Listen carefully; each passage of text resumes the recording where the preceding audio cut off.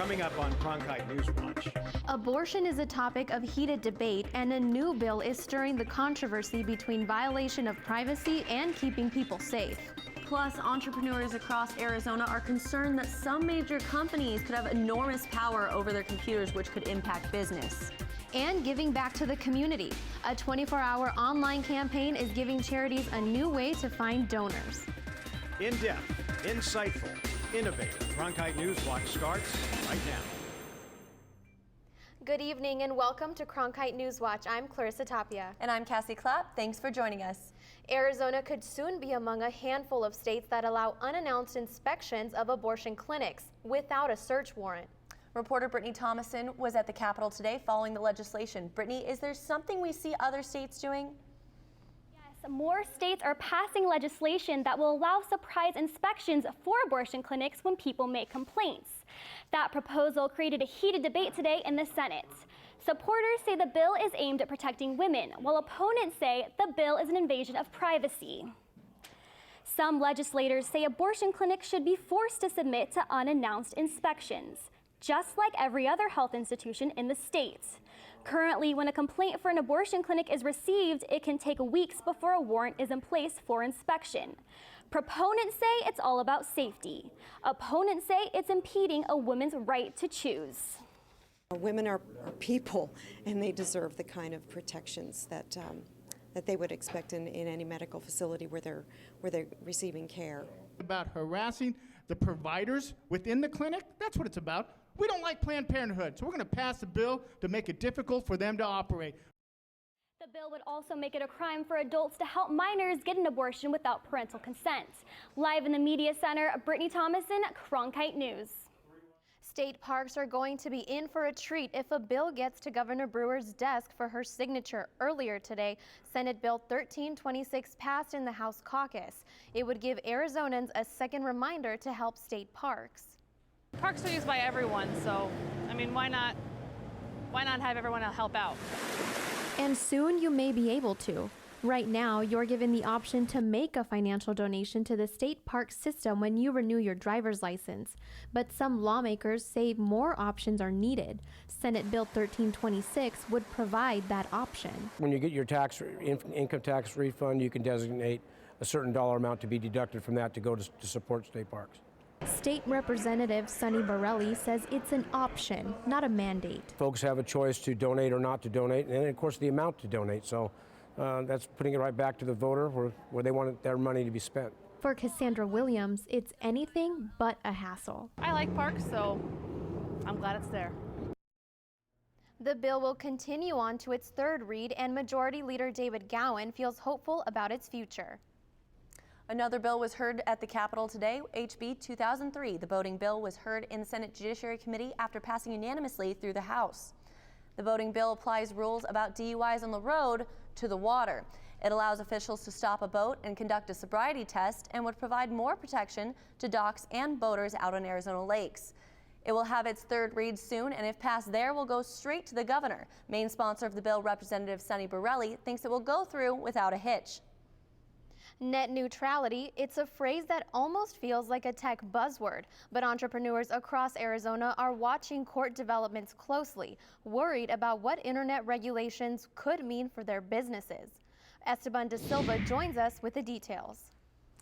Anytime you use an internet connection, you're generally guided by where your internet or telecom provider wants you to go. That kind of control is troublesome for tech startups here in the Valley, arguing for an open internet. When one corporation has that kind of power, they become unstoppable in certain ways because if you're searching for their competitors, you're searching for this, you're searching for that, they're looking at what you're looking at. David Cohen, president of Comcast Cable, was on Capitol Hill this morning to defend Comcast's $45 billion proposal to purchase Time Warner Cable. That kind of expansion has a serious impact on competition. Dan Gilmore, columnist for The Guardian and professor at Arizona State University, researches net neutrality and telecom companies' ability to regulate website content. These companies are permitted to decide which bits of information get to people's computers in what order, at what speed, or whether they get there at all. That's enormous power over what we can see. After Comcast proposed the purchase of Time Warner, they reached a deal with Netflix, which gave the mega streaming site more bandwidth and faster internet speeds. The idea of needing to pay to play could affect startups like Focus iPhone Lenses, based in Gateway Community College Center for Entrepreneurial Innovation Building.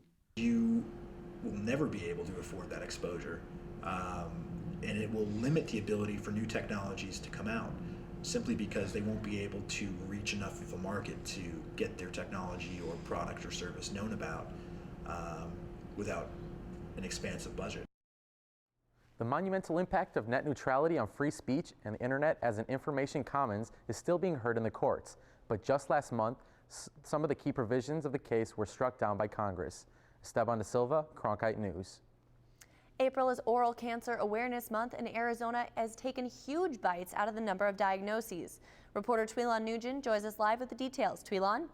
Arizona may be known for its warm weather, but now it can also be known as one of the states with the lowest rates of oral cancer.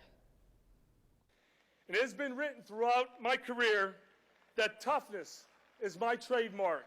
Former quarterback Jim Kelly delivering his 2002 Hall of Fame speech. Today, he's fighting his toughest opponent yet. This week, he started treatment for his second bout of oral cancer. His wife Jill Kelly tweeted, "First round of chemo done. Be glorified even in this, Lord. Hashtag prayers for JK." It is quite on the uprise everywhere in the country. But the numbers here in Arizona tell a different story.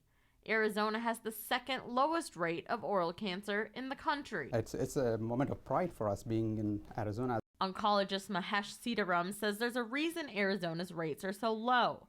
Part of it may be due to our large Mormon population who abstain from drinking and smoking. Two habits the doctor says top the list of risk factors. The doctor's advice for anyone: no sign is too small to react to. If you see any bump inside your mouth, any bump on your tongue, lip, just get it checked out. If you feel you're having difficulty swallowing and which doesn't go away, or a hoarse voice, sore throat. Don't drink, don't smoke, and your chances of oral cancer are reduced dramatically. Regular trips to the dentist and brushing your teeth can also keep your mouth healthy. Live at the digital desk, Twilon Nugent, Cronkite News. Coming up on NewsWatch. A theft from a Valley food bank is leaving this organization even more in need than usual. Meantime, the push is on to help charities across Arizona. Today is Arizona Gives Day, and we'll tell you how you can pay it forward. Imagine being stranded. Needing 16,000 points for them. From TV banks to computers. Cronkite NewsWatch starts right now.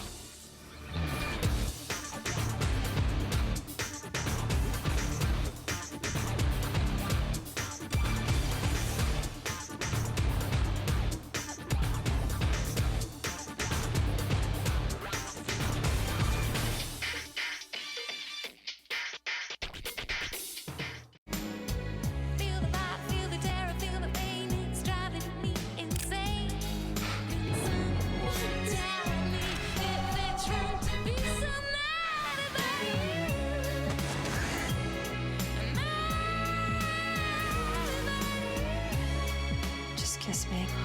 That's my kind of man. You've been creating quite a stir.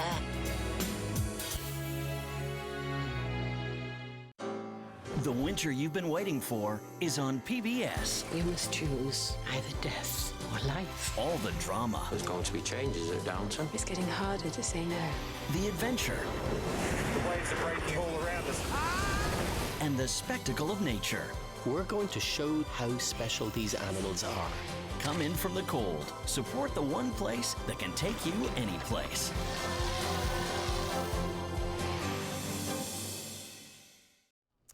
Valley View Community Food Bank just lost a trailer that collected neighbors' unwanted fruit for the needy, and now they're taking extra money out of their pockets to install security cameras. People are stunned by the news. We're on this planet to help each other, not hurt each other. Oh, wow. That is not good. But the Valley View Community Food Bank is hurting after a trailer was stolen right out of its own parking lot last week. We're wishfully hoping that they're going to bring it back and say, love to see it back there one of these mornings that they say, hey, forget it, we messed up. The trailer was used to collect unwanted fruit for the needy, Now the food bank is forced to use a pickup truck, which wastes gas and time because it's smaller. And Citrus Supply isn't the only thing that's down. Donations overall are down 61%. SNAP, also referred to as the food stamp program, has been cut twice in the past 2 months. 1.1 million Arizonans rely on this program. Food banks like Valley View help bridge a widening gap. A little girl, 1 adult, and a little girl, 3. Food bank founder Jesse Ramirez says the scene of the crime, the parking lot, will be a concert stage this weekend. We're going to try to do a benefit concert this Saturday at 9 o'clock. And the food bank will need the money because summer is the busiest time of year when kids are not fed at school. Ramirez told me what the food bank really needs is volunteers. He says it's a great family bonding experience. Food donations are also welcome at any food bank location during the week. Today is a great day to give back to a variety of other Arizona organizations as well. Kimberly Hariza is live with the details. Today is Arizona Gives Day, and hundreds of nonprofits are helping people in the state do just that. There's Arizona's first no-kill shelter. There's the association that provides therapeutic heart music. And the group that fulfills the wishes of terminally ill seniors. Dozens of nonprofits gathered today in downtown Phoenix on Arizona Gives Day. Arizona Gives Day is basically an event for hundreds of nonprofits to receive funds from the community. The 24-hour campaign enables supporters to go online and make a tax-deductible donation to the nonprofit of their choice. Heritage Square Foundation, Singleton Moms, and Spotlight Theater Group were among those that came out to raise their profile and seek donations. To tell the people what we are, who we are, where we are, and hopefully get some donations so that we can keep doing the work that we do. Nonprofits are running on shoestring budgets, and this is a way for all of us to be able to pool our resources and really work together to get much needed donations. I think, on a day-to-day basis, people are kind of surrounded with their personal lives and everything else that's going on, which is completely understandable, but it's just a nice day that we can set aside. This is the second year of Arizona Gives Day. Nearly $1 million was raised last year in just 24 hours. Arizona has already raised over $800,000 today. You can continue to donate to any of the nonprofits online at azgives.org until midnight tonight. Live in the Media Center, Kimberly Hariza, Cronkite News. Coming up on NewsWatch. And some lawmakers here at our state capitol say that climate change still isn't one of the highest priorities. Find out how one group has set out to change this in a unique way. I'm enjoying the perfect weather out here in Southern California, and if you need a break from all that heat in Phoenix, you may want to make a trip out here and really fast. I'll explain when we come back.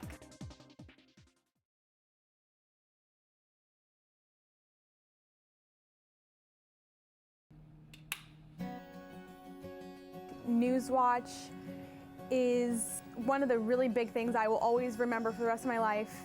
You're lugging around all of your equipment, you are doing all of the work, and that's what makes it so fulfilling to me.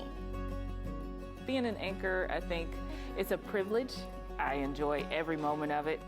Seeing your show on air, it is one of the most surreal feelings ever.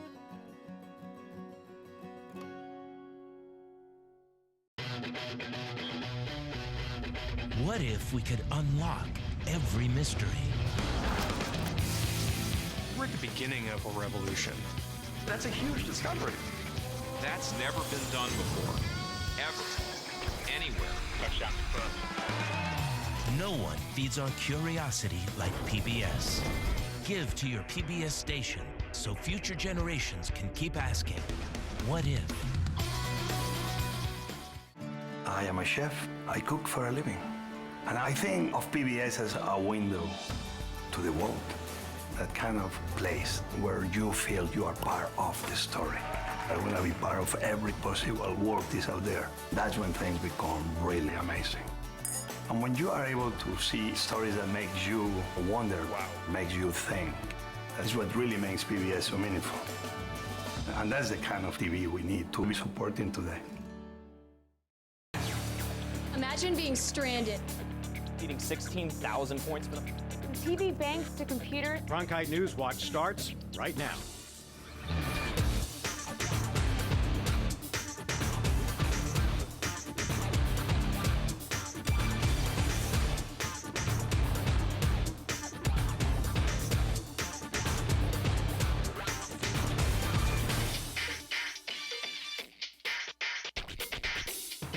They are literally walking the walk while they're doing the climate change talk. A group of environmentalists are marching across country to make a point. Our reporter Hannah Lawrence caught them this week in Phoenix.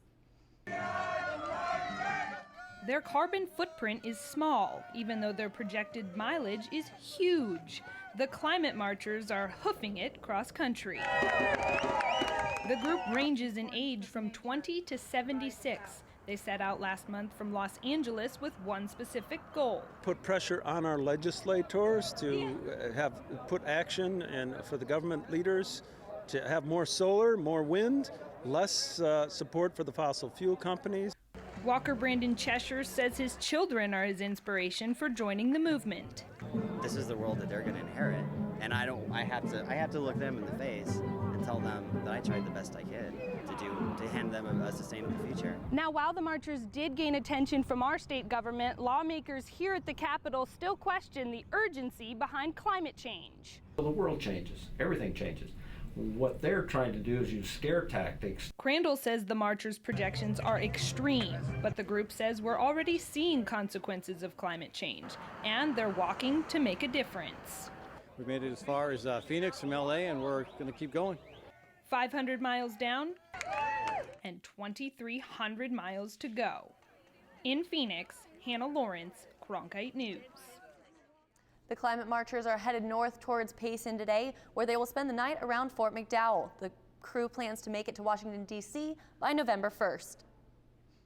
If you live in Buckeye and you love the feel of waterfront property, great news. In the near future, you might see people gathering along the canals. But as Cronkite News reporter Juan Magaña explains, it might be good for some people, but not so good for others.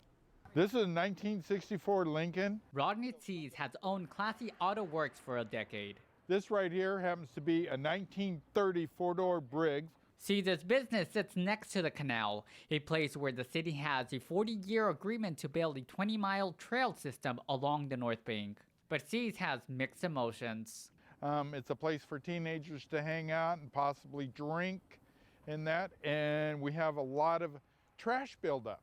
And who's going to be taking care of that? And he's worried the plan might hurt his wallet. I live in a homeowners association, and constantly the fees are going up because it takes more to take care of it.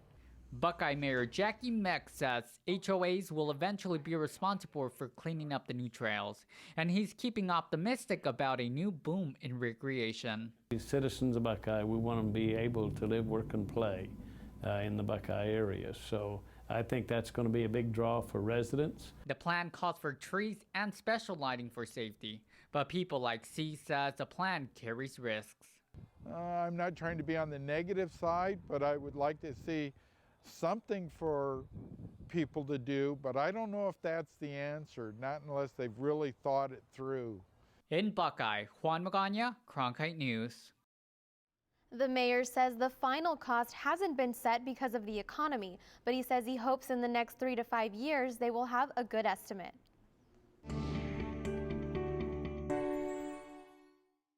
I'm here at the Santa Monica Pier, just right down the road from our sports bureau, enjoying this beautiful weather. Temperatures are about in the 70s, and things in Arizona are really going to start to heat up. Today will probably be one of the hottest days for you guys in Phoenix with the high of 98, but there's some good news. We will stay away from the record of 102 degrees set in 1989. We have a chance to break records tomorrow and Friday as well. Tomorrow's record is 100 degrees and the high is forecasted at 98. And Friday our record is 98 degrees and we'll see a high of 96. The reason for these high temps is a high pressure system that is sitting over Arizona. And by the weekend we will be back down to the 90s, which is still above the normal 84 degrees we see this time of year. Your body needs about 14 days to get adjusted, but it seems like these temperatures just came out of nowhere. Phoenix isn't the only part of our state that is heating up. In the high country, you are in the 70s and you might hit the triple digits today. Looking ahead, Thursday and Friday will be in the upper 90s with a chance to break some records. By the weekend, we will jump back to the 80s just in time to enjoy the outdoors before we climb back up to the 90s on Monday. And I am lucky to be out here right by the beach, and if you need a break from all that Phoenix weather, just come out here and join me. With your Cronkite weather, I'm Jamie Purvis. Coming up on NewsWatch. We'll head back to our brand new sports bureau in Santa Monica. We'll take a look at some California athletes who could make their way to the Valley of the Sun. A tradition of excellence integrity, and innovation. The second I came in, I fell in love with the program. The Cronkite School propels students into the new era of journalism. Students are learning. Digital, entrepreneurial, and collaborative labs encourage students to shape the future of the industry, and the industry is watching. We have come here to meet with students at the Walter Cronkite School of Journalism. The Cronkite School, the journalism school for the digital age. What if television could sweep us away to another time and place? Very nice, my lady. And could take us from the Gilded Age to the Great War. From the heat of the chase to the heart of a queen. No one tells stories like PBS. Give to your PBS station and help bring stories like these to life. What if television could remember the heroes we honored, the music we danced to, the dreams we chased? The hope still lives, and the dream shall never die. No one tells our nation's story like PBS. Give to your PBS station and help bring America's story to life.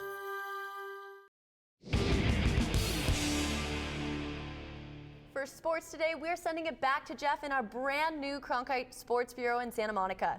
Jeff, I hear you're tracking some top Arizona recruits there. That's right. It's back to the drawing board for ASU men's basketball, losing 4 starters to graduation in the draft. And now it's time to start filling out that drawing board with some new names. Sports reporter Jamie Purvis meets Trey Holder, ASU's next point guard. Brentwood High School is known for their academics more than their athletics, but Trey Holder was the exception. Colleges around the country wanted to take a look at his basketball talent. Ultimately, he narrowed his choice down to 2 schools. When I came to campus, I just fell in love with the coaching staff, and I felt like it was a great opportunity for me, especially because Jahi's leaving, to come in and play and become a good addition to the team. And he had some help making that decision from his coach who played at UCLA and the school's AD, who was a Sun Devil herself. So I told him I root for him every game except the 2 against UCLA next year. As a Sun Devil alum myself, when he said that he was interested in ASU, I jumped on that. I got really excited for him and just started talking up the school in general and my experience there. Trey is known for being a quiet guy, but during his visit, he made sure to talk to the player whose shoes he would fill, Jahi Carson, who led the team in scoring. He just mentioned like how different high school is than college, and on my visit, we went out, we played basketball. We bonded really well, so I feel real comfortable with the team. And his coach sees it too. He was excited for the coaching staff, excited for the players. He's excited for everything. He's ready to be a Sun Devil, that's for sure. But Trey is most excited about stepping onto the floor for the first time on his new home court. Just imagine myself playing with all the fans in the big arena. I've never played in an arena before, so it's very exciting. And just playing for the school and having my name on my back and having the school's name in the front, it's going to be an amazing feeling. At the Santa Monica Sports Bureau, I'm Jamie Purvis for Cronkite Sports. From the hardwood to the gridiron, ASU lost Marion Grice, a big part of their running game. But Cronkite sports reporter Ryan Foote shows us one recruit in Palmdale, California, who's no stranger to the ground and pound offense. Over 4,000 yards and 60 touchdowns in only 3 years on varsity.